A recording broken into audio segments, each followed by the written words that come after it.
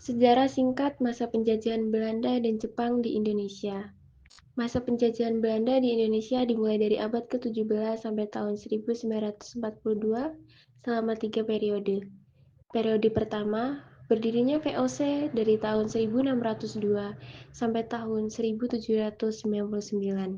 Periode kedua, munculnya pemerintahan Hindia Belanda dari tahun 1800 sampai tahun 1942.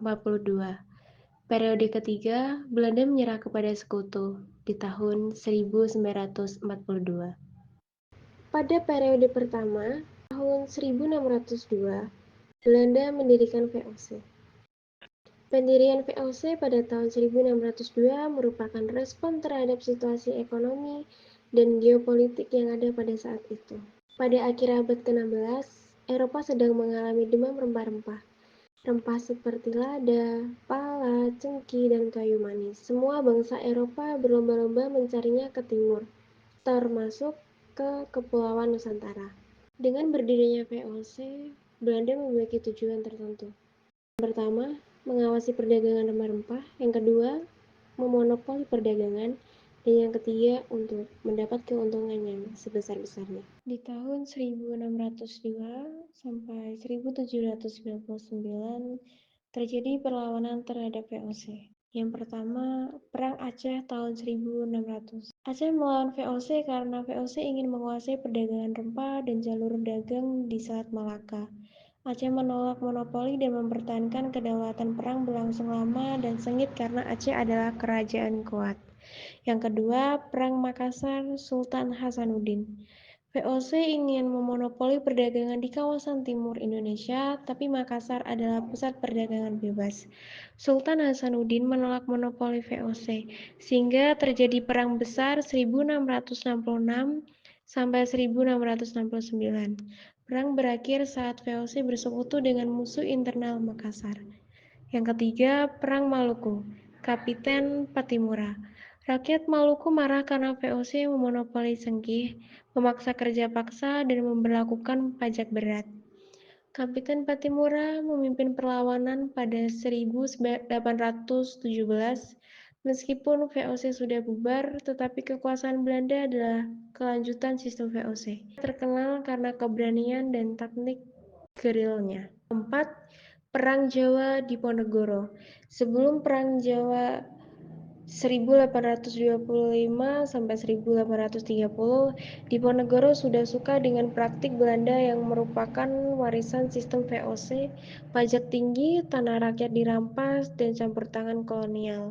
Jadi, pada awal ia memang menentang sisa-sisa sistem VOC sebelum akhirnya melawan Belanda secara besar-besaran pada 1825 sampai 1830. VOC resmi berakhir pada 31 Desember 1799 karena menghadapi masalah besar di bidang ekonomi, politik, dan internal organisasi. Perusahaan ini bangkrut akibat biaya perang yang sangat tinggi, turunnya harga rempah, serta pendapatan yang tidak mampu menutupi pengeluaran. Selain itu, korupsi dalam tubuh VOC semakin parah, di mana banyak pejabat memperkaya diri sendiri dan melakukan penyeludupan sehingga sistem perusahaan menjadi kacau dan tidak efisien. Pemerintah Hindia Belanda tahun 1800 sampai 1942. Mulai tahun 1800 setelah VOC dibubarkan, seluruh wilayah dan asetnya diambil alih langsung oleh pemerintah Belanda, sehingga Indonesia memasuki masa pemerintahan Belanda. Pada masa awal pemerintahan Hindia Belanda, tahun 1800 sampai 1830, wilayah Indonesia berada dalam kondisi belum stabil karena Belanda baru saja mengambil alih aset VOC yang bangkrut. Pada tahun 1811, Inggris sempat menguasai Jawa setelah Belanda kalah dari Prancis dalam Perang Eropa. Selama masa kekuasaan Inggris di Jawa 1811 sampai 1816, pemerintahan dipimpin oleh Thomas Stamford Raffles yang kemudian menerapkan mengesahkan sejumlah kebijakan penting. Raffles memperkenalkan sistem sewa tanah atau yang disebut Landland System yang mewajibkan rakyat membayar pajak tanah langsung kepada pemerintah, bukan kepada raja atau bupati. Maka dari itu, sistem tanam paksa pada tahun 1830 sampai 1870 mengikuti kebijakan rakyat wajib menanam 1:5 tanahnya untuk tanaman ekspor seperti kopi, tebu, nilai, dan tembakau. Hasil panen diserahkan ke pemerintah Belanda dan pajak tetap dibayar. Dampak tanam paksa yaitu Belanda mendapatkan keuntungan besar dan kekurangannya adalah kerja paksa berat. Alasan tanam paksa berakhir pada tahun 1870 yaitu banyak yang mengkritik dan tekanan Eropa untuk ekonomi liberal. Masa politik etis atau politik balas budi berlangsung di Hindia Belanda sekitar tahun 1901 sampai tahun 1930. Politik ini diperkenalkan sebagai bentuk tanggung jawab Belanda atas penderitaan rakyat akibat sistem tanam paksa dan kolonialisme sebelumnya, dengan tujuan meningkatkan kesejahteraan pribumi. Masa liberal tahun 1870 sampai 1900 di Hindia Belanda dikenal sebagai era sistem liberal atau politik bebas, menggantikan kultur stelsel, yang berarti sistem tanam paksa. Pemerintah kolonial Belanda mulai memberi kebebasan bagi swasta dan perusahaan Belanda untuk mengelola tanah perkebunan dan usaha perdagangan, sehingga mendorong masuknya modal asing. Pada periode ini, muncul perkebunan besar komersial seperti kopi, tebu, karet, dan minyak kelapa sawit yang dikelola oleh perusahaan swasta. Masa reaksi nasional berlangsung di Hindia Belanda antara tahun 1930-1942, ditandai oleh semakin meluasnya pergerakan nasionalisme Indonesia yang menentang penjajahan Belanda. Pada periode ini, organisasi pergerakan mulai bersifat modern dan struktur. Pada tahun 1942, Belanda menyerah kepada Jepang setelah serangan militer Jepang yang cepat dan terorganisir selama Perang Dunia Kedua di wilayah Asia Tenggara. Jepang berhasil menguasai Hindia Belanda hanya dalam beberapa bulan karena tentara Belanda yang lemah, kurang persiapan, dan menghadapi serangan dari udara serta laut yang mati. Masa pemerintahan Jepang di Indonesia tahun 1942 sampai tahun 1945. 1. Jepang masuk dan menguasai Indonesia tahun 1942. 2. Pemerintahan Jepang berbasis militer. 3. Kebijakan ekonomi Jepang. 4. Kerja paksa. Romusa. 5. Pengaruh sosial dan pendidikan. 6. Berakhirnya kekuasaan Jepang 1942. Pada awal Perang Dunia Kedua, Jepang ingin menguasai wilayah Asia Tenggara untuk mendapatkan bahan baku perang. Saat itu berkuasa di Indonesia sedang lemah karena diserang Jerman di Eropa. Akibatnya Jepang berhasil menyalahkan Belanda dan pada Maret 1942 mengambil alih pemerintahan Jepang berbasis militer. Setelah Belanda menyerah pada 8 Maret 1942, Jepang memerintahkan Indonesia dengan sistem militer, artinya seluruh kekuasaan dipegang oleh tentara.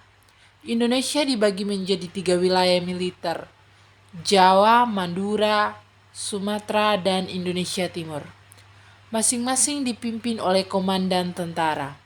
Pemerintahan ini bersifat keras dan penuh pengawasan dengan aturan ketat, sensor informasi, serta penggunaan polisi militer seperti Kempeitai. Semua kegiatan rakyat diarahkan untuk kepentingan perang, termasuk pengambilan hasil bumi dan kerja paksa. Romusa. Kebijakan ekonomi Jepang. 1. Eksploitasi hasil bumi. Jepang mengambil minyak, karet, padi, kopi, dan logam untuk kebutuhan perang. Semua produksi diarahkan untuk mendukung militer Jepang, bukan untuk rakyat. 2. Pengendalian produksi dan distribusi. Jepang mengatur ketat apa yang boleh ditanam, dipanen, dan dikirim. Banyak lahan pertanian dialihkan untuk tanaman yang berguna bagi perang seperti kapas, jarak, dan ubi. 3. Penyerahan wajib Romu dan Tonarigumi. Rakyat diwajibkan menyerahkan bagian hasil panen kepada Jepang. Ada sistem kelompok rumah Tonarigumi untuk memastikan rakyat patuh. Kerja paksa Romusa. Romusa adalah program kerja paksa yang diberlakukan Jepang kepada rakyat Indonesia selama pendudukan tahun 1942 sampai 1945. Rakyat, terutama laki-laki muda, dipaksa atau dibujuk dengan janji palsu untuk bekerja bagi kepentingan perang Jepang. Mereka dikerahkan untuk membangun rel kereta api, jalan raya, jembatan, lapangan terbang, serta benteng dan markas militer. Persekutuan dilakukan lewat kepala desa, paksaan tentara, atau propaganda. Yang kedua, pengaruh di bidang pendidikan. Jepang mengubah sistem pendidikan dengan mengganti bahasa pengantar menjadi bahasa Indonesia, sehingga membantu memperkuat identitas bangsa. Sekolah diawasi ketat dan isi pelajaran disesuaikan dengan propaganda Jepang, misalnya hormat pada kaisar dan latihan fisik. Banyak sekolah ditutup karena kekurangan guru dan fasilitas. Akhir kekuasaan Jepang di Indonesia 1945. Pada tahun 1945, posisi Jepang semakin melemah karena kalah dalam Perang Dunia Kedua. Kekalahan mereka mencapai puncak setelah Amerika Serikat menjatuhkan bom atom di Hiroshima 6 Agustus dan Nagasaki 9 Agustus. Serangan ini menghancurkan kekuatan militer Jepang, membuat mereka tidak mampu melanjutkan perang. Akhir pada 15 Agustus 1945, Jepang menyerah tanpa syarat kepada sekutu. Setelah menyerah, Jepang tidak lagi berwenang memerintah, namun masih harus menjaga ketertiban sampai pasukan sekutu datang. Kekosongan kekuasaan ini dimanfaatkan oleh para tokoh Indonesia untuk merencanakan kemerdekaan. Runtuhnya kekuasaan Jepang membuka jalan bagi bangsa Indonesia untuk memproklamasikan kemerdekaan pada 17 Agustus 1945. Hanya 2 hari setelah Jepang resmi menyerah. Inti analisis 1. Bagaimana nilai-nilai Pancasila menjadi inspirasi dan dasar perlawanan terhadap kolonialisme. Kedua, contoh manifestasi nilai Pancasila dalam pergerakannya nasional. 3 fakta sejarah konkret dari masa Belanda dan Jepang. Kesimpulan, menurut kami, sila yang paling menonjol adalah sila keempat Pancasila, yaitu kerakyatan yang dipimpin oleh hikmat kebijaksanaan dalam permusyawaratan perwakilan. Sila ini dipilih karena menyoroti pentingnya musyawarah dan kebijaksanaan dalam menghadapi penindasan oleh kekuasaan kolonial Belanda dan Jepang. Para pemimpin organisasi nasional seperti Budi Utomo menggunakan musyawarah sebagai cara untuk menyatukan visi dan strategi perjuangan. Nilai ini tetap dipegang, terbukti saat pembentukan BPUPKI di mana para tokoh Indonesia berkumpul untuk merumuskan dasar negara dan berunding sebagai bentuk perlawanan terhadap otoritarianisme.